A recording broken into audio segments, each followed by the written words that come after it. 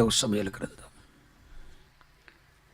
23వ అధ్యాయం 12వ వచనం.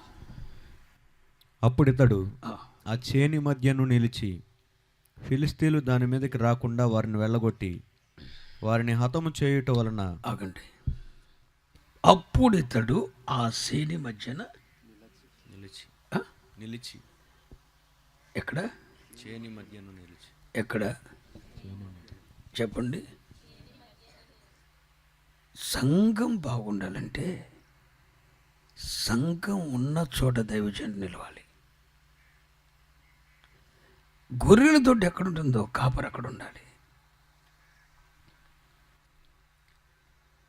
గొర్రెల దొడ్డు ఎక్కడుంటుందో కాపరి అక్కడ ఉండాలి. ఆ సంఘం కాపాడబడుతుందండి. జీతగాడే వాడు గొర్రెల కాపరి కాదు. చేని మధ్య నిలబడు.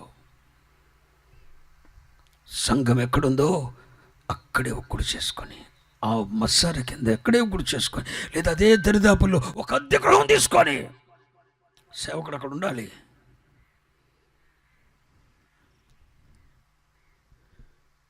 తోడేలు ఏ సమయంలో వస్తుందో తెలియదు, ఏ గొర్రెకు గాయం అవుతుందో తెలియదు.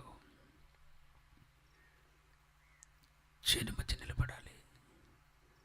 షమ్మ ఫిలిస్తీన్లు వచ్చి చేలో దండు చేశాడు, దండు దిగారు. ఈయన ఎక్కడ నిలిచాడు? చేని మధ్య నిలిచి అనండి. చేని మధ్య నిలిచాడు. చేని మధ్య నిలిచిపోయాడండి. నేనుండేది ఏలూరులో, కానీ ప్రతిరోజు జగన్నాథపురంలోకి వెళ్ళి 2-3 గంటలు అక్కడ కూర్చుంటా. ఏలూరు మందిరం దగ్గరికి వెళ్ళి కూర్చుంటా. ఎందుకో తెలిసి నా ప్రజలకు ఏ అవసరం ఉందో. నేను ఖాళీగా ఉన్న ప్రతిసారి దేవుని పిల్లల మధ్యన సంచరించడానికి ఇష్టపడతాను. చిన్నపిల్లోడు వచ్చిన వాడి సమస్య నాతో చెప్పడానికి వచ్చిన వింటాను. చేని మధ్యన నిలిచి, ఈ రోజున ఎంతోమంది చేని మధ్యన నిలిచి అన్న మాట ఉన్నప్పుడు దానిపైన ఒక మాటను చూడండి. 11వ వచనంలో ఫిలిస్తీన్లు అలచందుల చేనులో గుంపు కూడగా జనులు ఫిలిస్తీన్ల ఎదుట నిలవలేక పారిపోయారు. కొంతమంది ఏమో నిలవలేక పారిపోయారు. కానీ షమ్మ చేని మధ్య నిలిచాడు. స్తోత్రం చెప్పు. ఎంతోమంది భక్తిలో, విశ్వాసములో, పరిశుద్ధతలో నిలవలేక, ఈ బోధనలో నిలవలేక పారిపోయిన వారు చాలా మంది ఉన్నారు. ఒరే, వారి నియమావళులు మనం పాటించలేవు, వారి పద్ధతులు మనం ఆచరించలేవు. వారు చెప్తున్న వాక్యం చాలా కఠినంగా ఉంటుంది, అవి మనం పాటించలేవు. ఆది అపొస్తలుల ఉపదేశ క్రమం కింద నడవటం మన వల్ల కాదని చెప్పి ఎంతోమంది చేనిలో నిలవలేక పారిపోయారు. కానీ షమ్మ చేని మధ్య నిలిచాడు. సేవలో వస్తున్న పరిస్థితులను చూసి, సంఘములో వచ్చిన విషమ పరిస్థితులను చూసి, జీవము గల దేవుని సంఘములో సమస్యలు వస్తాయి, కష్టాలు వస్తాయి, ప్రతికూలతలు వస్తాయి, పోరాటాలు వస్తాయి, నమ్మక ద్రోహాలు ఉంటాయి. మనతో ఉన్నవాడే వెన్నుపోటు పొడుస్తాడు. మనతో కూడా కానుక పెట్టే దగ్గర కూర్చున్నవాడే కానుక పెట్టెలో ఉన్న దొంగిలిస్తాడు.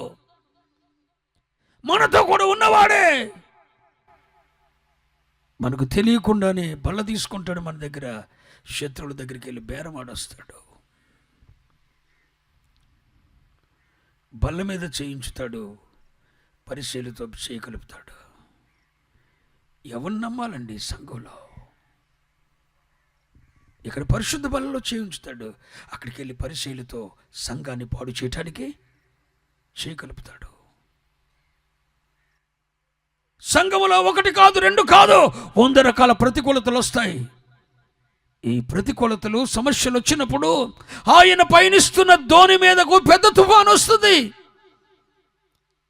కానీ ఇలాంటి ప్రతికూలతల్లో ఎవడైతే నిలబడతాడో, నిందలు, దేవుని విషయమై నిందలు, అవమానాలు, సంఘంలో ప్రతికూలతలు, పోరాటాలు, నమ్మక ద్రోహాలు, విశ్వ పరిస్థితులు ఏర్పడినప్పుడు ఆ చేని మధ్య ఎవడు నిలబడతాడో, నిలబడిన వాడుంటే సంఘము కాపాడబడుతుంది.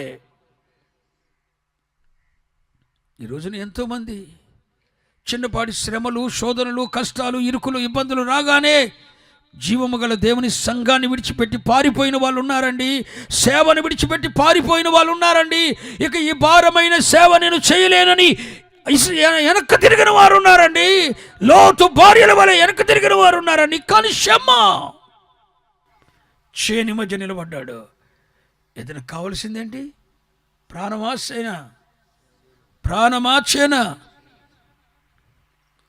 ప్రతి దైవజనుడికి ప్రాణం కాదు ముఖ్యం, చేను, సంఘం ముఖ్యం. పోతే చేను మధ్య ప్రాణం పోవాలి. చెప్తుంది అర్థమవుతుందా? పోతే ప్రాణం ఎక్కడ పోవాలి? చేను మధ్య పోవాలి. చేలో నిలబడిపోవాలి. ఆ చేను ఏమన్నాను? జీవం గల దేవుని సంఘం. చేలో నిలబడిపోవాలి. పోతే ప్రాణం అక్కడ పోవాలి. సస్తే సేవలో సావాలి. ఎక్కడో ఒక చోట బలిపీఠం మీద ఇలాగే వాక్యం చెబుతూ ఒరిగిపోవాలి. ఎక్కడో ప్రయాణమై వెళ్తుంటే ఎక్కడో ఒక చోట రక్తం కార్చి ఎవడో ఒకడు చంపి దేవుని సేవలో రక్తం కారుస్తూ సావాలి. ప్రాణం ముఖ్యం కాదు, జీవము గల దేవుని సంఘం ముఖ్యం. చేను ముఖ్యం అనుకున్నాడు ఎవరు? షమ్మ. సంఘమే ముఖ్యం. సంఘం పాడవకూడదు. అలచందల చేనులో ఉన్న పంట పాడవకూడదు. క్రీస్తు స్వరక్తం ఇచ్చి సంపాదించిన సంఘములో ఉన్న విశ్వాసుల జీవితాలు, ఆత్మీయతలు చెల్లా చెదరవకూడదు. అక్కడ నిలబడిపో. పోతే ప్రాణం పోయినా పర్లేదు, చేను పాడవకూడదు. అలాంటి మనస్తత్వం కలిగిన వాడు షమ్మ.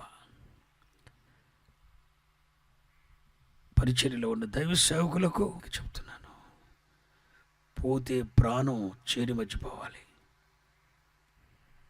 సంఘం పాడవకూడదు. సంఘం అంచెలంచెలు ఆశీర్వదించబడాలి.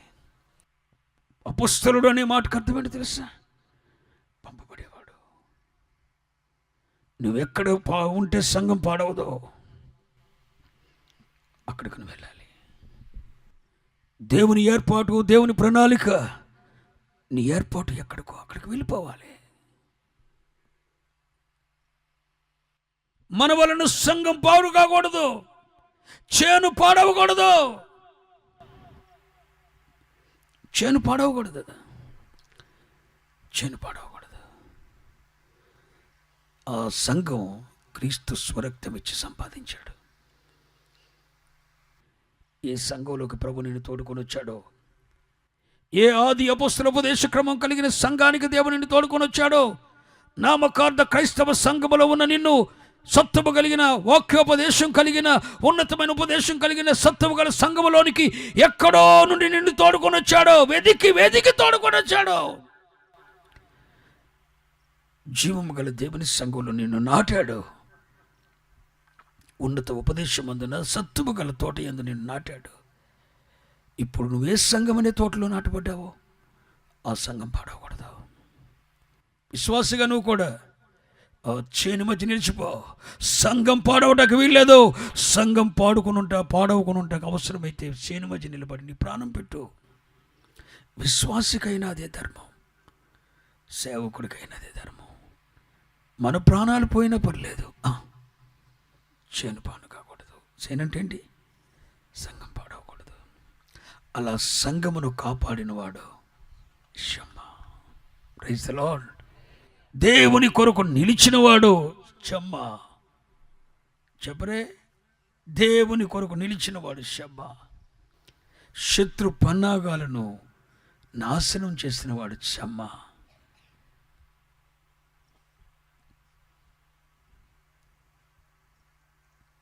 చేనిని కాపాడటానికి ప్రథముడుగా ఉన్నవాడు షమ్మ. ప్రతి విశ్వాసి ఒక శ్రమ అయితే, ఏయ్ నేను రక్షింపబడ్డాను, ప్రభువుని తెలుసుకున్నాను రా, అది నా సంఘం. సంఘం పాడవకుండా ప్రతి విశ్వాసి ఒక శ్రమ అయితే, ప్రతి దైవజనుడు ఒక శ్రమ అయితే, సంఘం కొరకు నిలబడగలిగిన శ్రమాలుంటే, చేని కొరకు నిలబడగలిగిన శ్రమాలుంటే, సంఘములో నేనే ప్రథముడుగా ఉండాలన్న శ్రమాలుంటే, ప్రార్థించటంలో నేనే ప్రథముడుగా ఉండాలి, దేవునికి ఇవ్వటంలో నేనే ప్రథముడుగా ఉండాలి, పరిచర్య చేయటంలో నేనే ప్రథముడుగా ఉండాలి. ఇది ఇచ్చగరేసినంతకాలం కాదు, చచ్చే వరకు రైతులో నేనే ప్రథముడుగా ఉండాలి అన్న శ్రమాలుంటే, దైవజనులైన విశ్వాసులైన ఆ సంఘం పాడవదు.